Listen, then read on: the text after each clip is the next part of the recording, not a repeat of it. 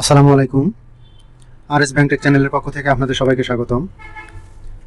আজকে যে বিষয়টি জানবো সেটি হচ্ছে বাংলাদেশে যে তফসিলিভুক্ত ব্যাংকগুলি আছে এবং বাংলাদেশ ব্যাংক আছে, এর যে শাখাগুলি আছে, এখান থেকে ঈদুল ফিতরের উপলক্ষে যে নতুন টাকা পাওয়া যাবে, কোন কোন ব্যাংকের কোন কোন শাখায় আপনারা সংগ্রহ করতে পারবেন, সেই শাখাগুলির নাম এখানে উল্লেখ করা আছে। ঢাকা, গাজীপুর, নারায়ণগঞ্জ, এই জেলাগুলির কোন কোন শাখায় কোন কোন ব্যাংকের গেলে আপনারা নতুন টাকা সংগ্রহ করতে পারবেন এবং কি কি নোট, কয় টাকার নোট আপনারা পেতে পারেন, সেই সম্পর্কে বিস্তারিত আলোচনা থাকছে।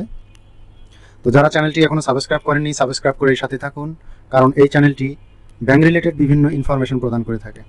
তো চলুন দেখা যাক আজকে আমরা যে নতুন টাকা এই বছরে এই ঈদের আগে কিভাবে পেতে পারি, দেখে আসি এক নজরে। বাংলাদেশ ব্যাংক কর্তৃক একটি বিজ্ঞপ্তি দিয়েছে, প্রেস বিজ্ঞপ্তি প্রধান কার্যালয় থেকে, গত 7 এপ্রিল 2022 তারিখে। এখানে লেখা আছে বাংলাদেশ ব্যাংক ও তফসিলি ব্যাংকের বিভিন্ন শাখার মাধ্যমে জনসাধারণ ও গ্রাহকদের মাঝে নতুন নোট বিতরণ ও বিনিময় প্রসঙ্গে। তো আমরা এটি একটু পড়ে দেখব যে আসলে কত তারিখ থেকে কত তারিখ পর্যন্ত এবং কোন কোন শাখায় এই নতুন নোট আমরা পেতে পারি এবং কিভাবে পেতে পারি, বিস্তারিত আলোচনা।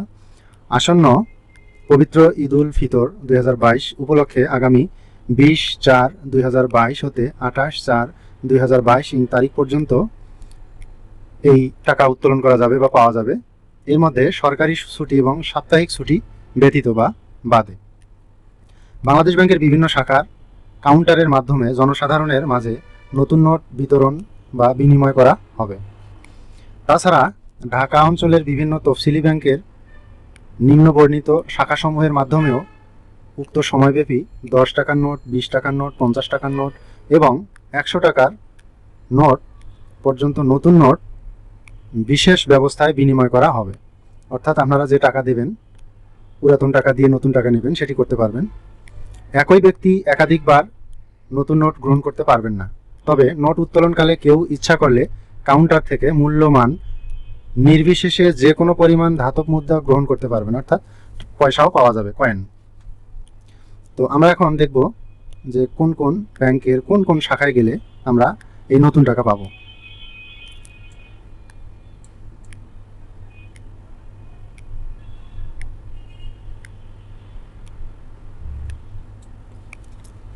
প্রথমে আমরা দেখতে পাচ্ছি 1 নম্বরে যে এনসিসি ব্যাংক, যাত্রাবাড়ি শাখা, ঢাকা।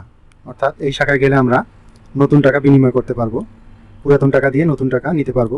জনতা bank, Abdul Gani road, corporate শাখা, ঢাকা, এখানে গেলে পাওয়া যাবে। অগ্রণী ব্যাংক, জাতীয় প্রেস ক্লাব, কর্পোরেট শাখা, এখানে গেলে পাওয়া যাবে।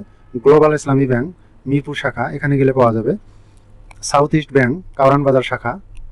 সোশ্যাল ইসলামী bank limited, Bashundhara city, Panthapath শাখা, এখানে গেলে পাওয়া যাবে। উত্তরা ব্যাংক লিমিটেড, চকবাজার শাখা, ঢাকা। সোনালী ব্যাংক লিমিটেড, রমনা কর্পোরেট শাখা, ঢাকা। ঢাকা ব্যাংক লিমিটেড, উত্তরা শাখা, ঢাকা।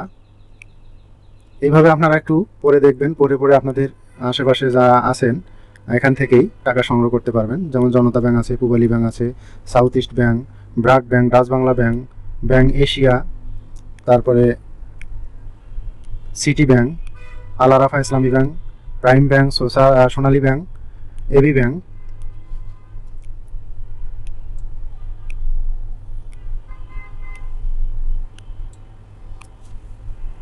মার্কেন্টাইল ব্যাংক আছে, ইসলামী ব্যাংক বাংলাদেশ লিমিটেড, গাজীপুর চৌরাস্তা শাখা, গাজীপুর, এখান থেকে সংগ্রহ করতে পারবেন।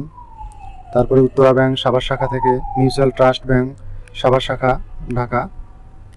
ট্রাস্ট ব্যাংক লিমিটেড, কেরানীগঞ্জ শাখা, কেরানীগঞ্জ। তো আপনাদের যেটি কাছে হবে সেখান থেকে আপনারা এই টাকা সংগ্রহ করতে পারবেন। মনে রাখবেন যে টাকা শেষ হওয়ার আগে গেলেই পর্যন্ত পাবেন। যে 20 তারিখ থেকে 28 তারিখ দেওয়ার কথা থাকলেও যদি টাকা শেষ হয়ে যায় তাহলে কিন্তু পাওয়া যাবে না। যার কারণে ইচ্ছা থাকলে আগেই গিয়ে সংগ্রহ করবেন।